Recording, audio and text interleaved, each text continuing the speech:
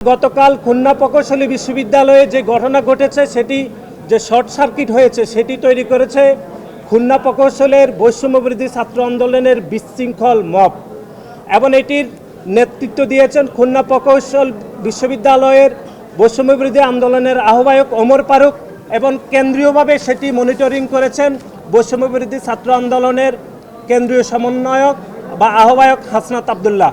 5 August ছাত্র জনতার গণঅভ্যুত্থান পরবর্তী সময়ে আমরা দেখেছি দুইটি সংস্কৃতি বিলুপ্ত ঘটেছে।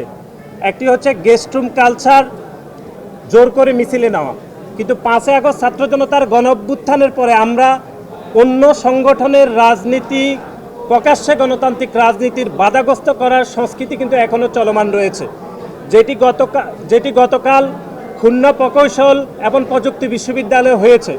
কারণ আপনারা দেখেন খুলনা প্রকৌশল এবং প্রযুক্তি বিশ্ববিদ্যালয়ে বৈষম্য বিরোধীর একটি কমিটি রয়েছে, যেই কমিটি জানুয়ারির 7 তারিখে প্রকাশিত হয়েছে এবং ছাত্র শিবিরের এখানে একটি কমিটি আছে কি বা নাই সেটি সাধারণ শিক্ষার্থীরা জানে না।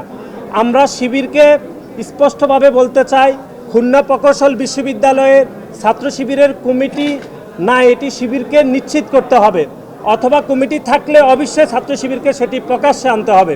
কুয়েটে দেখেন বৈষম্যবিরোধী ছাত্র আন্দোলনের 7 জানুয়ারি একটা কমিটি ঘোষণা করা হয়েছে।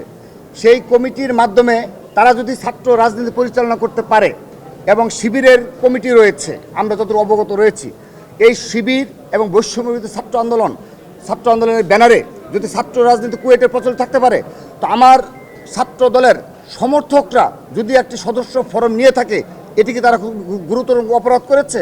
তাহলে কেন তাদের উপর এভাবে আমরা যে ভিডিও ফুটেজগুলো পাচ্ছি এখন, এবং সেই ফুটেজে দেখা যাচ্ছে যে বৈষম্যবিরোধী ছাত্র আন্দোলনের যে আহ্বায়ক, আমরা তাকে শিবিরের নেতা হিসেবেই জানি, এবং ক্যাম্পাসেও গতকাল যারা হামলা করেছে তাদের সবাইকে শিবিরের নেতা হিসেবে জানে।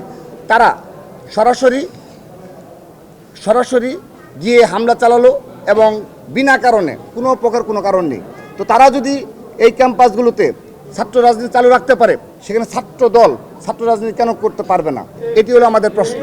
এই বৈষম্যবিরোধী নামধারী যদি প্রতিটি বিভিন্ন ক্যাম্পাসে, অল্প কিছু সংখ্যক ক্যাম্পাসে যেখানে গুপ্ত সংগঠনের নেতা কর্মীরা ক্যাম্পাসে ছাত্র রাজনীতি থাকবে না বলে যে অপপ্রচার চালায়, এবং সেজন্য তারা যে গ্রাউন্ড ওয়ার্কগুলো করে সোশ্যাল মিডিয়ায়, পরবর্তীতে যখন তারা ব্যর্থ হয় এবং ছাত্র দলের জনপ্রিয়তা বলেন, অপর ছাত্র সংগঠনের জনপ্রিয়তা বলেন, যখন ব্যর্থ হয় তখন দেখা যাচ্ছে তারা শিবির হিসেবে আত্মপ্রকাশ করে।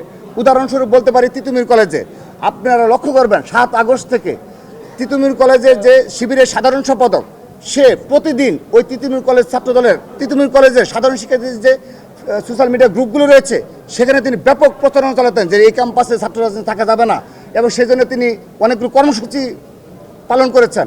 পরবর্তীতে এই কিছুদিন আগে যখন শিবিরের কমিটি ঘোষণা হলো, তাকে সাধারণ সম্পাদকের শিবির কমিটি ঘোষণা করলো। অর্থাৎ শুধু তাই নয়, এই ঢাকা বিশ্ববিদ্যালয়ে এই রাজু ভাস্কর্যে আগস্টের পরে বেশ কয়েকটি কর্মসূচি পালন করার চেষ্টা করা হয়েছে, যদিও জেনারেল স্টুডেন্টরা এতে কোনো সাড়া দেয়নি যে ক্যাম্পাসে কোনো ছাত্র রাজনীতি থাকবে না। কিন্তু পরবর্তীতে শিবির যখন আত্মপ্রকাশ করলো, তাদের কমিটি ঘোষণা করলো, সেখানে দেখা যাচ্ছে সেখানে উল্লেখযোগ্য সংখ্যক এই যারা ক্যাম্পাসে রাজনীতি থাকবে না তারাই শিবিরের নেতাকর্মী হিসেবে আবির্ভূত হচ্ছে। এরকম আমাদের বেশ কিছু ক্যাম্পাসে এক্সাম্পল আমরা পেয়ে যাচ্ছি। সাধারণ শিক্ষার্থীদের এত বোকা ভাবা ঠিক না। সাধারণ শিক্ষার্থীরা যথেষ্ট মেধাবী, সচেতন এবং রাজনৈতিক সচেতন রয়েছে বিদায় জুলাই আগস্ট সফল হয়েছে। তাহলে এভাবে যারা গুপ্ত এবং গোপনীয়ভাবে এভাবে অপর ছাত্র সংগঠনকে যেন ক্যাম্পাসে রাজনীতি করতে না পারে, সেই প্রচেষ্টার অংশ হিসাবে আমরা শিবিরকে দায়ী করছি।